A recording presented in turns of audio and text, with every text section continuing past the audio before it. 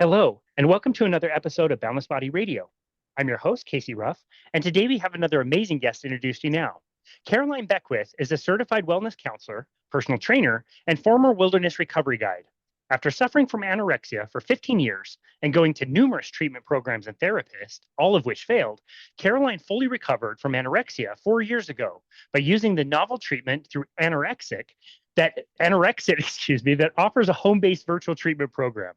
The mantra that all food is good food, which most people have heard in any eating disorder treatment program, does not account for the latest research and often fails to achieve a sustained recovery.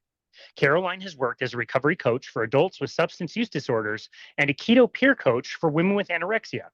Ketogenic metabolic therapy, consisting of a high fat, moderate protein, and very low carbohydrate diet, has been shown to substantially weaken or eliminate the anorexic voice, anxiety, and behavior, and helps get her clients back to healthy eating patterns. Recently, Caroline has been the recipient of the 2024 Fresh Start Award, which includes a $10,000 grant to promote metabolic psychiatry given out by the amazing nonprofit Metabolic Mind and the Bazooki Group. Caroline Beckwith, what an absolute honor it is to welcome you to Boundless Body Radio. Thank you so much. I'm happy to be here. It's such an honor to host you. I knew for sure I was going to stumble on Anor-Exit. I knew I was going to mess that up. I didn't even edit that one That's out. okay. We're just going to leave that in there. Tricky word to say.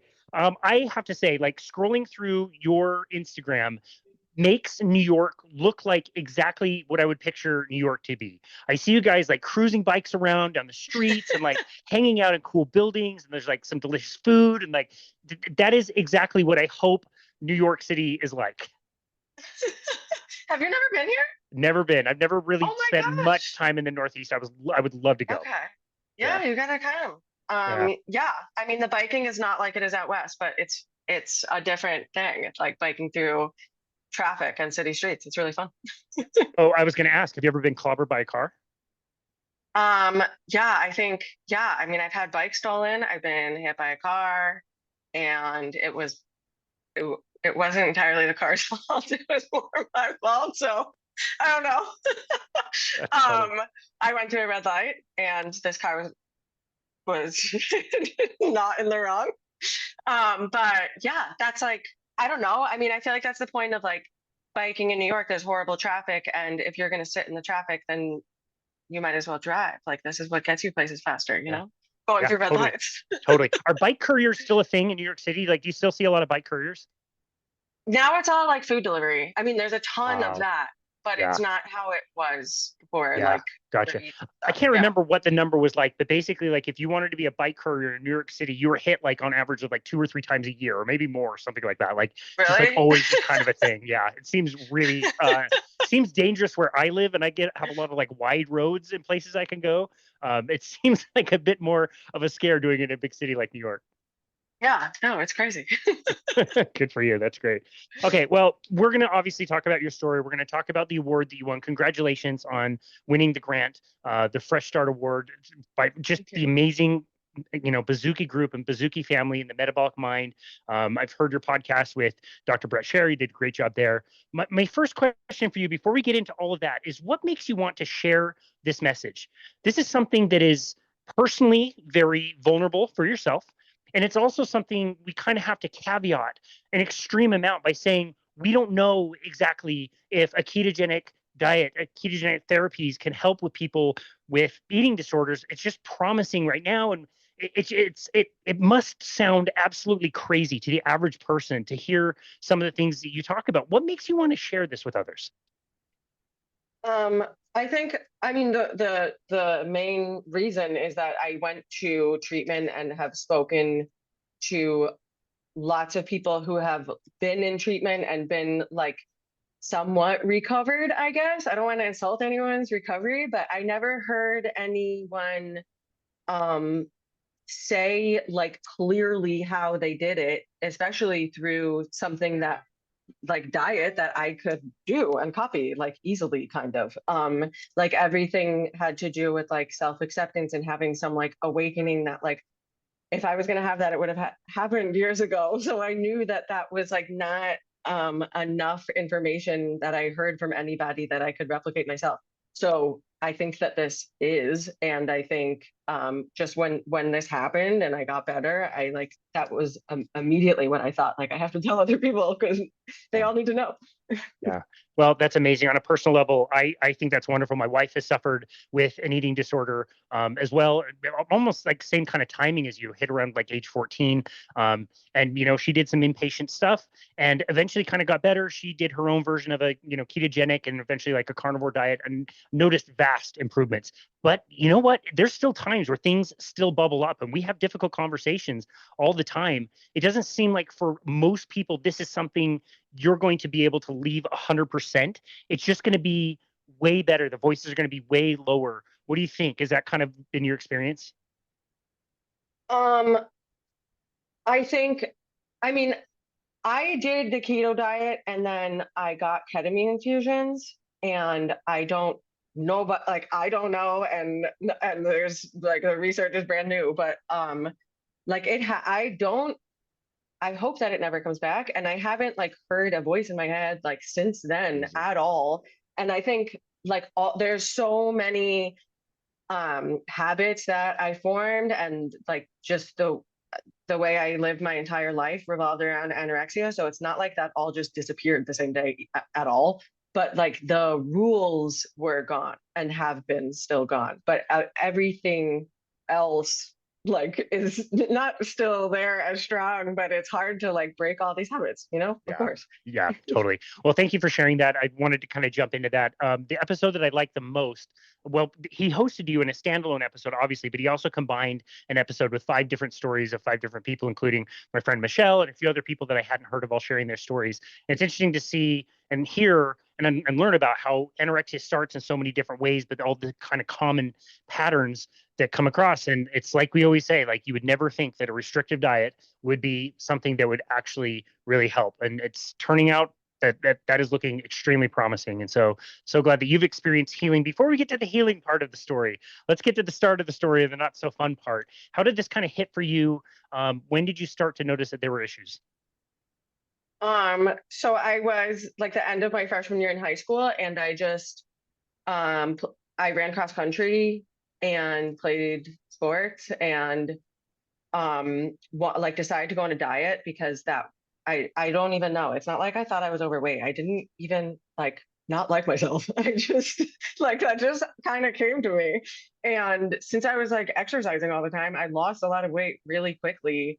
And it was noticeable. So like people compliment you, and I got like positive attention from that. And then like before I checked in with myself, I don't know if I would have, but like before I knew it, I couldn't stop. And then everything just starts like, I don't know if I think most people say the same thing. It's like these rules just start coming to you and getting like stricter and stricter. And like very quickly, like within a couple of months, I was like doing crazy things and like could not stop exercising all day and not eating.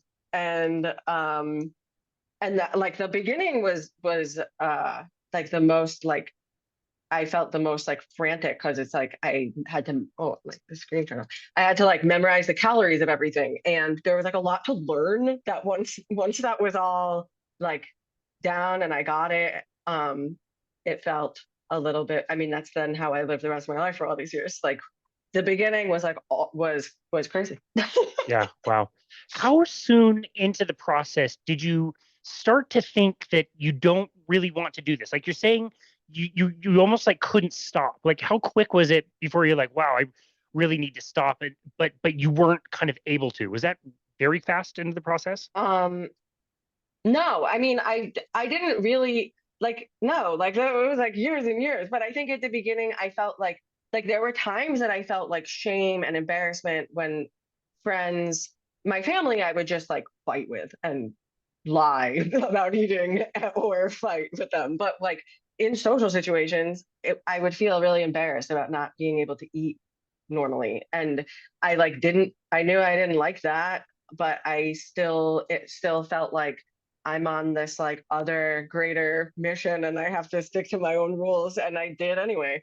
But then after it took like 10 years to think like I really, really want to stop, and then realized that I couldn't, like, which is crazy that took so long, but it did. Sure. Yeah. Well, I mean, Yeah. think it's almost kind of weird that you don't see this more often. Take a 14-year-old girl in that kind of middle to high school age. It's like the worst age ever, and start, giving them compliments for being skinny or whatever. You know what I mean? Like, of course, that's going to create some issues later down the road. Like if you're getting that dopamine hit for maybe the first time in your life for doing something good, it's going to be really difficult to step away from that. Right. Yeah. Yeah, that's true. Wow. So when did you start with the treatments? When I guess it was like 2 years. I think of it in like high school years. When I was a junior in high school, I started going to treatment, and I went to these different outpatient places and just like lied and cheated as much as I could get away with. Like I didn't try at all to like work with what they were telling me to do. I thought of them as like the enemy, and I truly thought like they're trying to make me obese, and that is the goal, and I need to do the opposite of what they're telling me to do. And yeah, and then I went to inpatient at the end of that year, at the end of junior year in high school, and that sort of helped. Like being forced to stop exercising for a while was helpful, and to eat a lot of food, of course. I felt like that was like like a turning point, I guess. Like I felt like that was like really helpful. And then I had permission to go back to school and be like left alone a little bit from my parents. Like all of it was like that got me more freedom. But it also was like I knew that I wasn't better, and they told me that I was. So that was like confusing, and I felt like, am I supposed to tell anyone the truth that I know I'm not better, but they're telling me I am, so I'll just keep this quiet and go along with it. Yeah. So yeah, that Interesting. was how that went. Okay, let's start with the outpatient. This kind of a system seems really easy to do what you said, which is like kind of cheat your way through. Like when they're not monitoring you, they don't know what you're doing day to day. I would assume it would be pretty easy just to lie and get by. Do you remember some of the things that they would tell you, like what they wanted you to do? Was there therapy involved or like counseling or group chats? Like what was it like in there? Yeah, there was therapy involved, and there it was. I mean, most of these places, I mean, I've gone to therapists on my own, but everything like eating disorder treatment related has been there's like some kind of group therapy involved. And that I've always felt that I'm like super competitive, and a lot of women say the same thing, is like I want to be the skinniest, and if I'm not, then I feel like I'm a loser and I don't belong there. Like it's like completely black and white like that. If I'm not like the sickest one, then I'm fat and shouldn't be there at all. So that was not helpful. And there's a lot of weigh-ins, which was like the main gauge of how you're doing. And that's like, unless someone's in a room watching you change into a robe, it's super easy to manipulate standing on a scale. And um, I did that, and so did so many other people. Wow.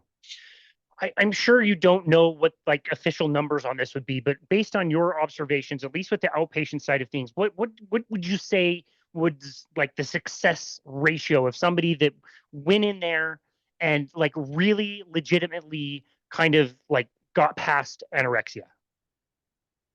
Um, I have no idea, but the first times I went to those places, I was always the like when I was new, I was the only new person. Everyone else had been there or been through That something, you know? yeah, that's the only thing I hear is like that was your first Yeah. time, meaning you're going multiple Yeah. times. Yeah.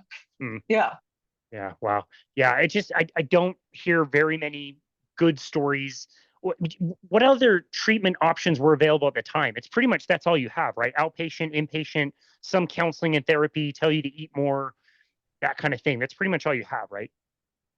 Yeah. I mean, that was like at this time, I went to I think it was like before inpatient, but after these like unsuccessful outpatients, I went to Mount Sinai, and that was like new that they were doing the Maudsley method, which was like having your parents be like more involved in refeeding you, because before that it was like my parents went to therapy, they would separate me from my parents. There was, and that was crazy because I was like 16 and living with them and relying on them for everything. So that was like new to have them be more involved and help. But it also, and that has, I think that that can help like younger girls. But I was already like fighting and saying no to everything they said anyway, so that didn't work.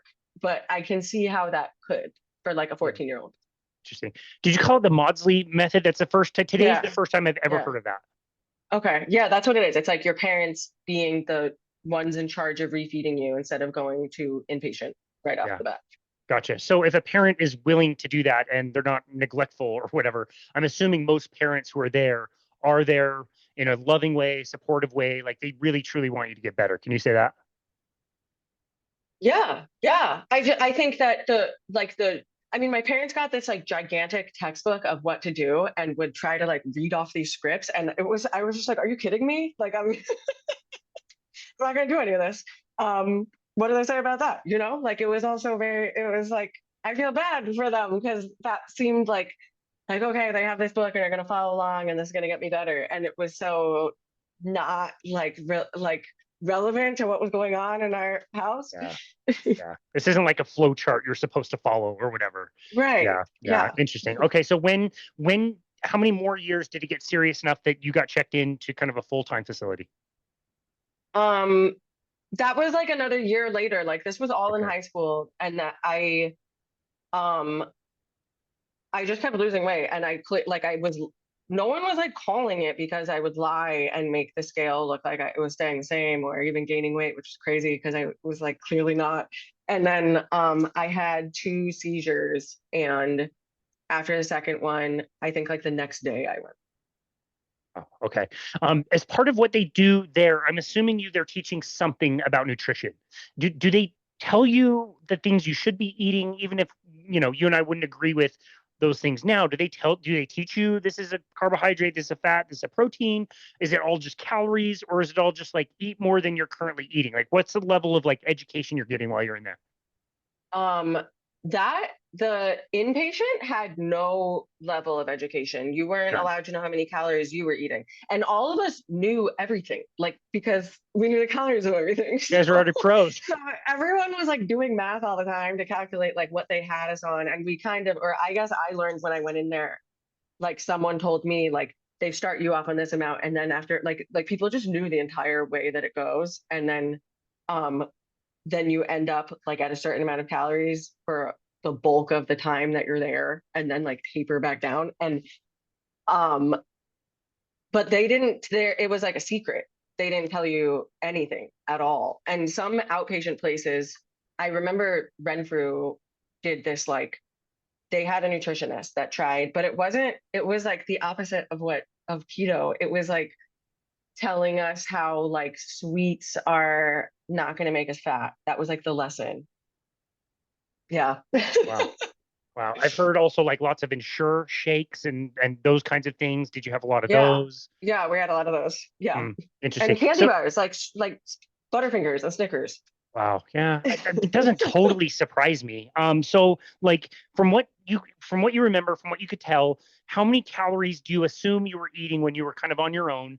And then when you checked yourself in, what was kind of the ballpark of what you think you calculated as far as the calories you were eating then? Um, I mean, I would try to have as little as possible. Like I would like like when I was trying to not eat, like any amount of calories that wasn't like pre-calculated in my day would be like unacceptable. Like if I had to have like 10 extra calories, it would like ruin my day. Like Wow. and I don't think, I mean, I definitely, like, I didn't die or starve to death. So, like, I was eating more probably than I realized somehow. Like, I ate a ton of frozen yogurt, and I think that just, like, kept me alive, I guess. Wow. Um, but that's all I ate. Like, truly, that is all I ate, frozen Wow. yogurt, Wow. before I went there. Wow. Uh, Did you do multiple rounds of inpatient or just the one? I went to that one when I was 17, and then I went to three more for most, like for like substance abuse, and then it was crazy. Like I would switch off from drinking and doing drugs and being anorexic, and I would like go to these places for substance abuse and then get sober, and then while I was there, like be anorexic again by the time I left. So yeah, that's yeah. Tough, tough pickle to be in for sure. Okay, so same question as the outpatient and the inpatient. What did you, again, just anecdotally, did you notice a lot of people long-term success? They went there, they did it maybe once and they got over it and they were fine, or was it more of the same that you saw with outpatient, where it's like I was there with people that have been multiple times, that sort of thing? Like again, just your observations. Like, what did you notice? Yeah, everyone had been there multiple times. I think every single person had been there Wow, multiple times. It was wow, like, and people were, that was the first time I saw like people in their 50s and 60s that wow. had been there 20 times, like Oh crazy my goodness. amounts, that it was that was like scary and eye-opening, but still not, somehow didn't learn a lesson, but that was made me realize like this. I didn't know, I had never seen a 60-year-old anorexic person and like knew that they, Yeah. how it like ends. Wow, that's wild. Okay, interesting. Now, I have heard that once you leave inpatient, for a time, it does seem to work. It doesn't seem like it lasts very long. I think the goal is more around stabilizing your weight, getting you back to a regular weight, and not necessarily fixing the root of the problem, right? Which is why you continue suffering with it. What was your experience when you left? Yeah, I felt, I mean, it was like exciting to have to just not be in this like world of like sickness and my parents like fighting and worrying every day, and the whole, and there was like always like a new thing and a new therapist and a new doctor to go to for like a long time. So getting out was nice to like be able to breathe. But I like could not, I wanted to crawl out of my skin, like coming home and being heavier. I couldn't handle that at all, and like wanted to lose weight immediately. And I didn't want to follow the rules of what the like outpatient meal plan was, and I didn't. Wow, So pretty much immediately. yeah, yeah. Yeah. Like Wow. I was like waiting to get out to not have to keep eating that. Yeah. Wow. Okay. And then again, and also knowing your athletic background with things like running, we know you did personal training and all. It was very active for most of your life. I'm assuming the exercise was a big part of that as well. Yeah, I mean, I think, yeah, I think exercise is like it's helped me so much, and it also what like got was totally out of control for like years and years and years. So Yeah. um overall I think it's good, but it wasn't for a long time. Yeah. Well, you hear the stories of like running excessively for hours and hours and just being focused on the calories burned and not whether this is making you healthier or, strength training or whatever. It's not that typically. It's more like, I just want to burn the maximum amount of total energy in the least amount of time. And I notice people Yes. get kind of trapped in that pattern of like, I don't even like deserve my next meal without burning 900 calories out on the road or whatever. Yeah. Yeah, that's exactly how I felt. I mean, my whole like my day was structured around like times I could exercise intensely and burn calories. And if I couldn't like succeed, then I couldn't do the other thing. Like I wouldn't be able to go to class unless I burned a certain amount of calories before to be able to sit for that hour. Everything was like a negotiation based on how many calories I could burn. Yeah. Wow. Yeah. It's such a tricky spot. So as you're transitioning into your adult life, it's just something that's kind of always there from the sounds of it. And yes, the substance abuse obviously is not great, but it must have felt nice to have that little break from the severe anorexia. Switching back and forth between the two would be probably really rough. But yeah, can you tell us about that kind of phase of your life? Yeah. No, that's exactly what I think. It was a break from anorexia, and it felt like I don't want to also like, I know that people have like lives were destroyed from addiction, but I always thought of it as like I like knew like this is so much easier for me than anorexia. And it didn't, I guess I never considered like the option of not having either of those things, but that was definitely like the easier one to start and stop. And it didn't feel like it felt like anorexia, it was always like waiting for you to come back to it, like always there. And stopping doing drugs didn't feel like that. Like it feels like you could actually stop and like move forward. That's how it feels for me. Yeah. Okay. We interviewed Valerie Ann Smith. I'm not sure if you're familiar with her. She's a little bit older now, but she's dealt with anorexia her whole life. And there were times where she could step away from the anorexia, like having a baby. She really wanted to have kids. And so she could get past it, but that's when the cutting would start. You know what I mean? So there always seems Yeah, to be that like background other behavior that you revert to, which again, it's like we're not getting at the exact root cause of what's causing this is probably also causing that. We're not like fixing it. We're just like at best case scenario, getting your weight to be back up where it should be, or your BMI in a normal range or something, whatever the goal is, you know? right. Yeah. Wow. Okay. So I want to ask also, what was the role of pharmacy in all of this? Were you ever prescribed anything, diagnosed with anything other than anorexia? I'm not aware of any medications you can take for anorexia, but obviously with psychiatric disorders, maybe there's something like, did you get prescribed anything or take any meds? Um, I got prescribed a lot of different, like, I got prescribed Prozac, Lexapro, and Lamictal, and um, none of those things did like absolutely anything. And I don't like, and I know that a doctor once like said that if like my body fat percentage was too low, it just like wasn't going to do anything. So I don't know if that's true, but it definitely had zero effect. So Wow. Wow, very yeah. interesting. Okay, so in the the treatments that you got, it doesn't sound like you got any nutrition education, but again, being interested in exercise, I'm a personal trainer as well. I know what it's like to also be interested in nutrition. Those two things run hand in hand. So you must have been curious about nutrition and maybe wondered about what things you should be eating when you ate, even if it wasn't enough. Were you aware of anything in the nutritional world as far as those things we mentioned earlier, like macronutrients, micronutrients, anything like that?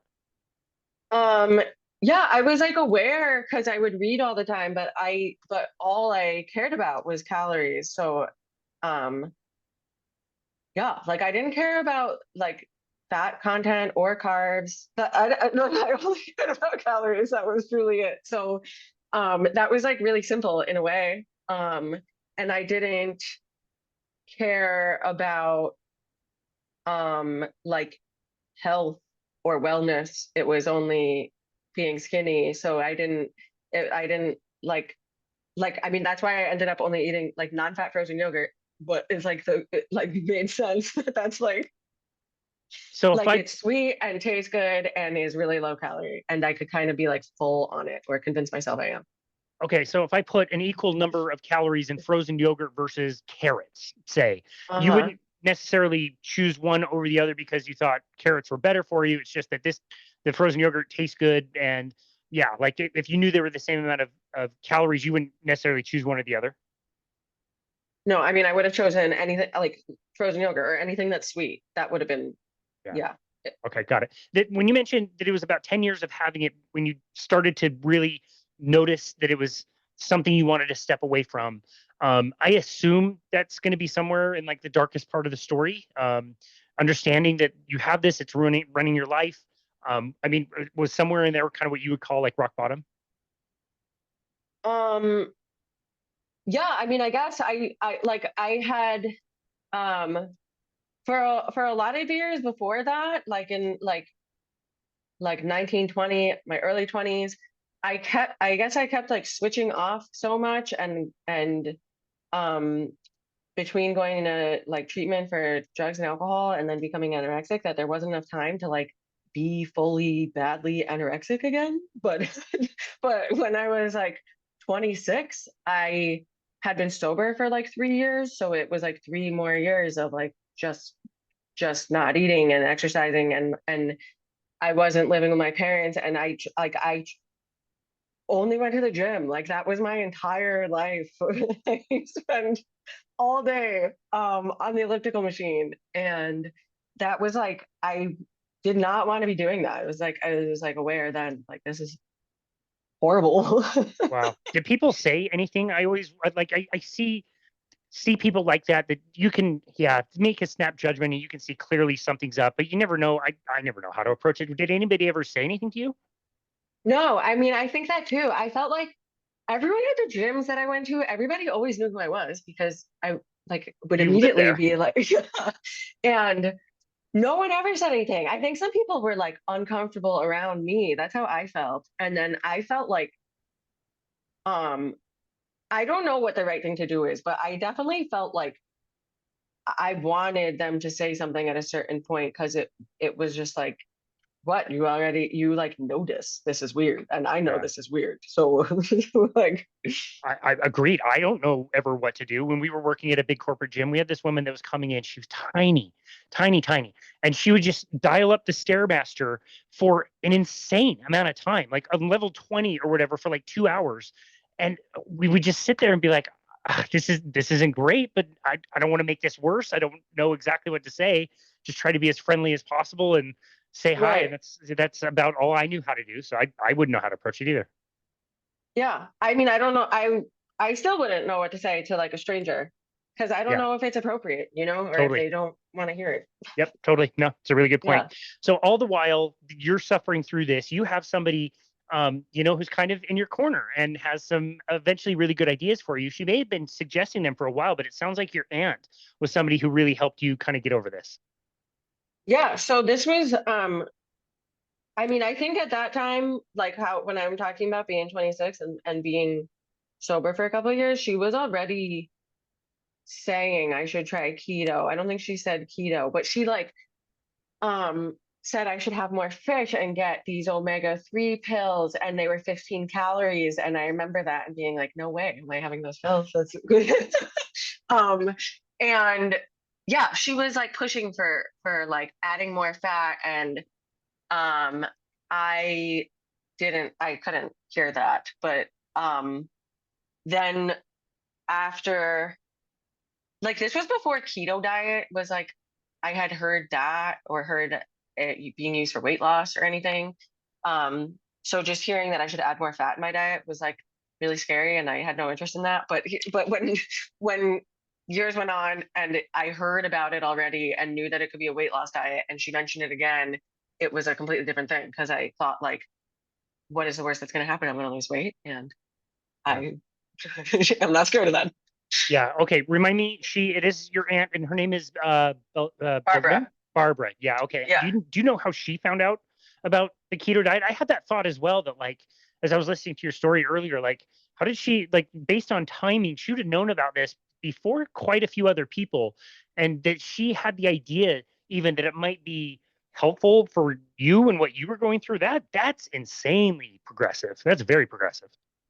I know. I wish she should answer this, but and so I don't really know, but she just like, I mean, she devoted so much of her life and time to researching this to help me. And yeah, that's like how she learned about all of this. But like I knew from like that when you're like in starvation, your body produces ketones. Like I knew that from getting, I don't know, like labs done. And I didn't know what ketones were. And I was like, is this a bad thing that that it shows up on here? And that like I like knew that, and she did too, obviously. And that was the idea that like I being anorexic, you are like some like being in ketosis, you're is like something that anorexic people like. And so you can like mimic that by eating a high fat, low carb diet. I had not considered that until very, very recently. That's a totally new idea, and it makes perfect sense that that's that kind of state you're trying to get to. Ironically, just getting to it in a different way. What did I mean? Like we get this question all the time. She really wasn't concerned about the restriction. You weren't concerned about the restriction. Like a whole food group, you're really going to limit. I don't know how strict you went, but like you really drop an entire macronutrient all the way down as low as you can tolerate. I assume that did not like sit poorly with either one of you. You guys were okay with that? Um, yeah, well, I was because I didn't um eat a big variety of food anyway. So I didn't care. That didn't even cross my mind. But I was only scared of eating like I truly only ate like four foods when I started this, and that was like way more variety than when I was eating before. So it like like there was no getting any like narrower in what I was eating. So anything would have been helpful. But um like my parents were scared. They didn't like the same reason, like all the main reason of just like Yep. you're gonna tell her to go on a diet and restrict. Yep. And so that was like in my mind that there was like this risk of something happening. And I felt like um I like it required more like attention than I had been get because I was so used to just eating the same things that I didn't have to think that much about food. And starting this, I did. And um I don't it's not like it was easy. Like I'm not trying I feel like I'm making this sound easy. Like it wasn't easy, but I had to like pay close attention and also not let it just become being obsessed with calories. Like I had to be aware of what I was eating and be like okay with it, I guess. Yeah. Okay. And this is so counterintuitive, especially when we consider what the normal advice is. Normal advice is like we said in the introduction, all food is good food, eat everything, you don't want to restrict anything. Well, if we think about it, you're dealing with a person who is going to be restrictive. That's part of their personality. It's part of what makes them successful. It's part of what makes them obsess about certain things. It's part of what drives addictions as well. Like they're already going to be doing this. Why don't we play into that knowing they're going to do this anyway and just change the foods up? And again, like you said, like it's not easy and you need to be mindful of certain parameters, but it again, it's counterintuitive, but also it's like playing into your strengths already, right? Is that something you would agree with? Yeah, exactly. No, I completely agree. I think that the um idea of like I mean like intuitive eating, like being told that in treatment places was like I that could not be further from what all anorexic people are used to. Like that there was nothing to like base that off of that I could have used. Like I was like completely obsessed with every single calorie. I couldn't like like transition from that to like knowing hunger cues and stopping when I'm full. There that doesn't make any sense. So yeah, I think like having a framework that was like that like is rigid was the only way that that was possible. Yeah. Yeah. Again, very counterintuitive, but I think that's very interesting. So okay, so transition, the brass tacks, practical stuff. What were you eating? What were your new foods? What were you including that maybe you weren't eating before or eating enough of at the very least? Um, so the first like thing that we did was my aunt got me MCT oil and was like, just take some of this every day. Just have a spoonful of this every day. And that was like, I that was like I started changing what I was eating not that long after. Like that was really scary to have oil that was like not pre accounted for in my day. And then I like started doing that and then that became normal. And then I was like, okay, what is next? This is okay. I'm not like gaining weight overnight. And then then she just said to me, she was like, just look up keto foods. It's really simple. It's like avocados and bacon and eggs and cheese. And those were her examples. And that is like exactly what I stuck to. Like I had those four foods and MCT oil. Um, and that is it every day. And for like breakfast, lunch, and dinner. And before this, I was just eating frozen yogurt and candy. So that was the change. There, like I can't. I mean, I'm not exaggerating. It was like such a little variety of food. It was no variety of food. So Yeah. I felt like way better really quickly and had Wow. way more energy really quickly. Like how quick? Um, like a couple days, I feel like I like was really scared. So that like stopped. Like that made me like not that I stopped doing it, but that like overpowered if I felt better. I was just like so scared that I was gaining weight that I couldn't think about anything else. But once I feel like it took like 2 weeks. For some reason that number, I don't know. I've just felt like if I gained or lost weight, it would be able to show in that amount of time. And so knowing like 2 weeks in that I didn't gain weight, then I could like think about everything else and realize that I felt much better. So yeah. Wow. That's amazing. With some of the latest like case studies that have been presented, Lori Calabresi and Dr. Frank Guido, who I met at the Symposium for Metabolic Health, met both of them. They're both amazing. It's interesting as people are making presentations about this because they're showing that people's BMIs and their weight are coming back to a normal area fairly easily. They're also explaining the mechanism. This is how it works in the brain. We're understanding this better. This is how it works with GABA and all these other things. So there's mechanisms there, which ties in really nicely with that. But also the thing that I really find fascinating is by using like really fairly objective kind of measures and tests and different things to get different scores, these people's brains are really improving. Like it's a noticeable score thing. And yeah, it might be a subjective test, but it's objective in the sense that it's the same assessment done over time. And you see graphs as the weeks go on and people just score better and better and better and better as the weeks get on. Is that kind of what you experienced as well? Yeah, I think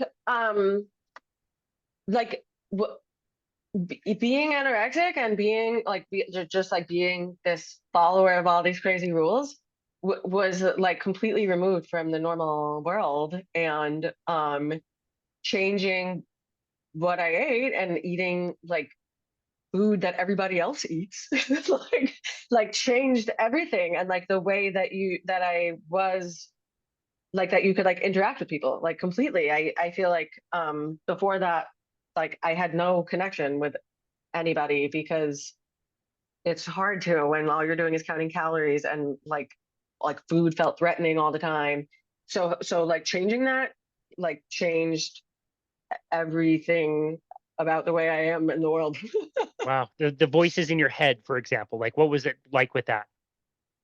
um I mean at the beginning like it was really hard, and it was short, like how I'm saying, it was only those first couple of weeks, but I was like completely freaked out about gaining weight in a way that I hadn't been since I was like 16. And so that was like I feel like I could have like that would have been the point where I would have like stopped and freaked out and just thought like I would like um when I was younger before inpatient, I would like measure, like put my hands like this around my thighs and my stomach, my arms like 100 times a day. And then they like actually got that out of me, and I hadn't done that since inpatient. And then when I started keto, I started doing that again. And and I thought like this is so bad. Like it had been like so many years. Um, but that was just like a way to make sure this is okay, you know? And then that like faded away quickly. Like it was okay. Wow. That's amazing. Um, That must have felt incredible. yeah, yeah. That's so awesome. Wow. Okay. Well, we started out this conversation by asking you why you wanted to share this. How did that start? How did that start as far as you wanting to share this message? I mean, my aunt has been such a big part of all this. Like this happened, and I called her and I was like, I think I'm better. I think it's gone. And like very soon after that, we thought, well, she wanted to like study this. Like she thought like if this works so well with you, maybe this works with other people. That was what we thought. And then um Barbara, my aunt, and me, and Dr. Lori Calabresi, and Beth Zupakania, who was the nutritionist, we all um, worked on like creating this small study with 5 women, and then um, we like did that and got 5 women, and it wasn't like 5 out of 5 are no longer anorexic and amazing, but it was like extremely successful, and nothing else. These people like they'd all been anorexic for more than 10 years, and at that point like nobody even talks to you about really getting better anymore. So that was like enough to think like, okay, this is like working for people. Wow. Okay. So we're going to interview Lori here in the next week or two.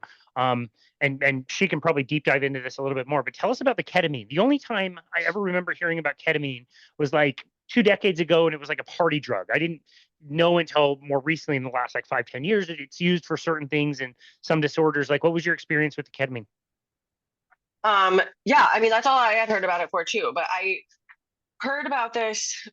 My aunt sent me this study that from like the 90s before ketamine became like banned and known as what it was. And this one um clinic in the UK like used it for anorexic people, and they didn't do keto or anything. It was just like a way higher dose and longer time doing ketamine, and it was really helpful. And she sent me that and was like, maybe this would be helpful for you. And that was like, I just was really convinced, because that was another like some people been anorexic for decades and did that and were just better. And I had never seen any, there's nothing like that. So that was like enough for me. And then she found Dr. Lori Calabrese's website because she also posted that study on her blog and was like, no one talks about this, a study with anorexia. Maybe ketamine can also help. And my aunt was like, this is the doctor for you. She's like aware. So I went to her, and I thought like after the first like after 3 infusions, like that was it. Like the voice was completely gone, but it was like quieter each time. Um, and then it has been ever since. So Wow. yeah. That's awesome. Pretty good doctor you got there. I have to tell you, she is absolutely such a sweetheart. At the conference, she was presenting, her and her assistant, Rachel, I believe her name was, they were presenting and they know a lot about this stuff, but she was also there genuinely asking all kinds of really amazing questions. And she was so humble and so wonderful. I got to sit next to her. She was fantastic. I'm so glad I got to meet her. She's great. Yeah, she was great. I think I mean, I don't know what other places are like, but I believed that was going to work so much, and I every single word she said, I took so like I was like, oh God, like I'll listen to everything you say, and so I felt like that was so and also like doing that drug, like everything feels so meaningful and like important. So I don't know if it's like that everywhere else, but that whole experience was Wow, was great. awesome. That's cool. That's great. Tell us about your work at Anor-Exit. I think I said it right. Yeah, Yeah. how did that kind of come about? And tell us about what you do there. Um, so that came about because all these studies take a really long time, basically, is what happened. But we did this 5-person clinical trial, and now um, Dr. Frank at UC San Diego is doing a larger study, and I'm working as the peer counselor on that. And it's all good, but this takes like years, you know, and and people can't wait that long. So that's why, so we created this like coaching, and it's just me as a coach and a nutritionist, and to help people privately. And I like the studies are great, and there should be more. It's not like I think this is like proven itself already just because I'm one person and it helped, but I do think like if I read about this and was still anorexic, and there's one study in San Diego that I'm not going to, like I wouldn't try it myself, you Got know? it. Yeah, I was going to ask actually. Yeah, that's interesting. Yeah, again, we talked about this earlier, but it's such an interesting place where it's like, yeah, we can't say that this is proven to work, and maybe it could do some damage. But the flip side of that is that if it does work and you don't do it, it's going to cause damage. This is the number one fatal mental disorder that we have. Like people are suffering already. What have you noticed as far as like your work with counseling and working with other people as far as the safety is concerned? Um, I mean, overall, like there's been no like serious, um, like it hasn't been like anybody tried this diet, like the fear that everybody has, and then realize that they want to keep restricting and then eat less and less. Like that hasn't happened. I think that, um, I think that the fear of gaining weight has like stopped people sooner than I wish people did. Yeah. Um, but besides that, and then like what's like I hope, I mean, I feel like bad saying this, but like the worst that happens is they go back to being anorexic, which they have been for years and years and years. So it's Great not point. like, you know, Yeah, no, it's a great point. I agree. You're at the end of the day, you're eating food. You know, people have eaten this food right. for thousands of years. The worst case scenario is you go back to where you were. I mean, you could definitely try other things. Yeah, as far as the safety goes, I'm with you. I wish more people knew that this was at least an option so they could discuss it and try it and work with somebody like yourself who knows about it and can help guide them along. And then the second part of that question is not just the safety, but the efficacy. How well do you notice, do you observe that this is working? Is this like some people get help, most people get help, vast majority? Like what are you seeing as far as like this is if this isn't the primary thing, this is at least helping quite a bit. Um, I think, I mean, nobody has said this is like completely unhelpful or that it seemed completely unhelpful. I think everybody has like gotten something out of this. I think that I don't know how much choice people have in what, like when I look back on all these years of myself, like now it seems like, why, like the same way my parents felt, like why don't I just eat? Like, oh my God. but but I know that I, like, I couldn't then. But it seems like for younger people that haven't had the feeling that I was talking about, like after 10 years of it, of being like, I actually know I don't want this anymore and I feel that I can't get out of it. Um, it's harder to like show them that they can get better from this Yeah, that because makes sense. they like, people still think like, yeah, I'll get better when I want to. I don't Yeah. want to get better right now. Yeah, that's a good point. I wanted to ask you as well about the level of strictness. It sounds like from your experience, you don't necessarily need to have a very high level of strictness and adherence all the time on the thing that maybe originally fixed it. Have you noticed you've been able to work other foods in and they've been totally fine?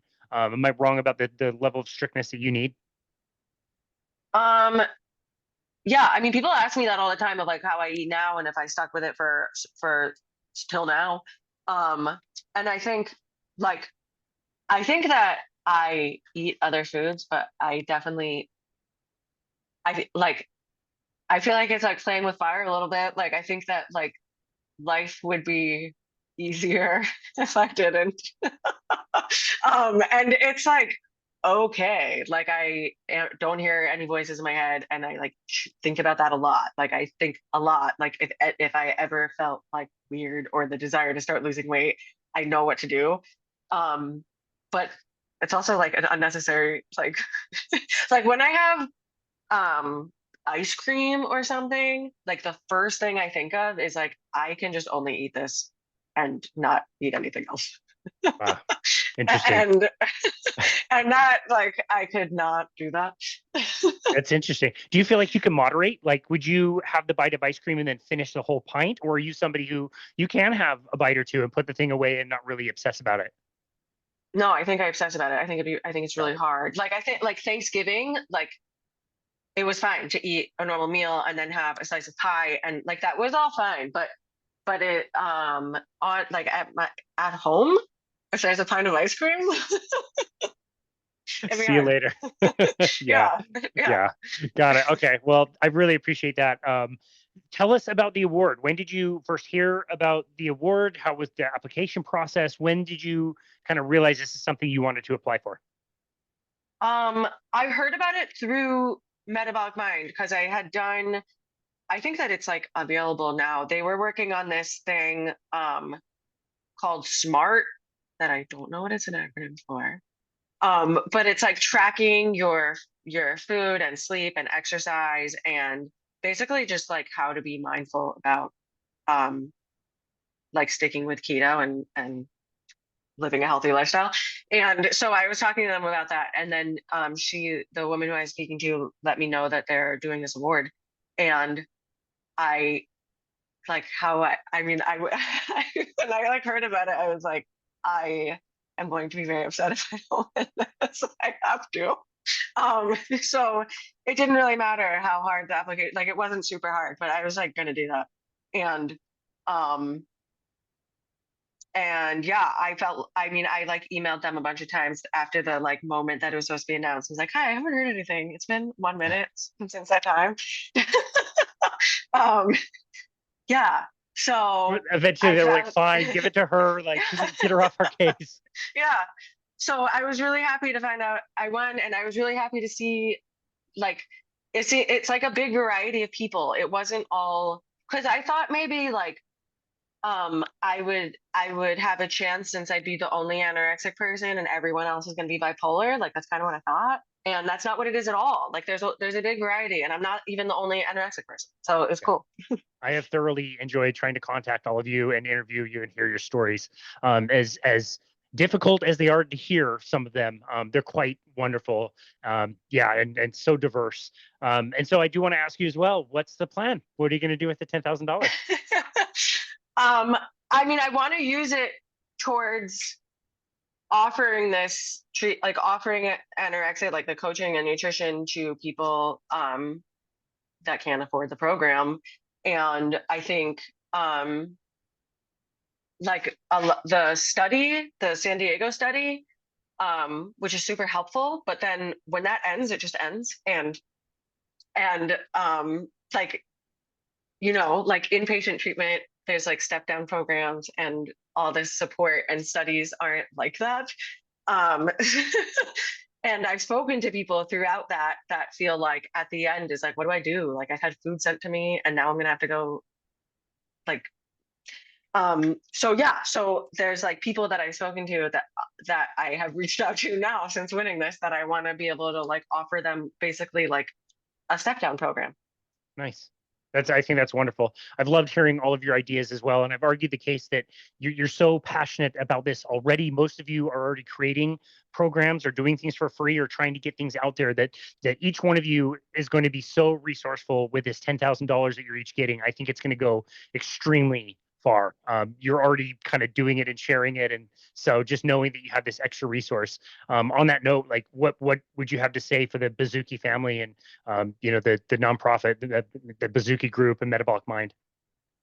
I mean, I think it's amazing. I can't believe that they're like the only ones doing this. I don't know if that's really true, but that's what it feels like. It feels like everything that I hear, or maybe it's like this little circle that I'm like involved in and hear about is all like they're a part of it somehow. And I I mean, I went to this conference that Jan spoke at and said that she felt like she heard about some study being done in Germany, and her reaction was like, "What? Why don't we know about that? Why aren't we a part of it?" But like at the same time, it's like good. Like this should spread out further. There should be studies that we don't know about that aren't like that they're not behind every single one. But they've gotten this as far as it is, not that everybody knows about it, but I feel like it's like getting more and more well known. And hopefully when more studies are published, like the San Diego one, like this will be more like the goal is for this one day to be considered like an actual treatment for anorexia without doctors Yeah. saying that So that's cool. crazy. It's so cool. It's why I encourage everybody to play Roblox. I know nothing about the game at all, but I every don't either. dollar spent on Roblox, a few pennies will go towards metabolic psychiatry and keep this thing going for us. We absolutely love it. Caroline, this has been an amazing conversation. I'm really appreciating you and the way that you are willing to share your story. I'm so glad you applied for the grant and won it. Like I said, I think it's going to go really far. So thank you so very much for taking the time to come on our show today and share your story. Where would you like people to go to find you Thank and you connect so with much. you and your work? Um, so Anorexit, Anorexit, is our coaching site and my Instagram, I guess. I don't really talk that much about this, but fitness. Oh, there's cool pictures. You lifted weights or Yeah, riding your bike around somewhere yeah, beautiful. Yeah, yeah. it's awesome. Is Caroline Sophie with the O, and Sophie is a zero. Gotcha. Okay, awesome. We will link to that in the notes. Like I said, so appreciative and grateful to you to be willing to share your story and to be willing to share your story here on our show as well. Really grateful for you. Congratulations on the win on the Fresh Thank Start you so much. Award. Have a blast using that $10,000. I think you're going to change a lot of lives, and that's going to be really special. So thank you so very much for everything that you do. Thank you for taking time to be on our show today. We Thank really you. appreciate you. Thank you Absolutely. so much. Bye. And this has been another episode of Boundless Body Radio.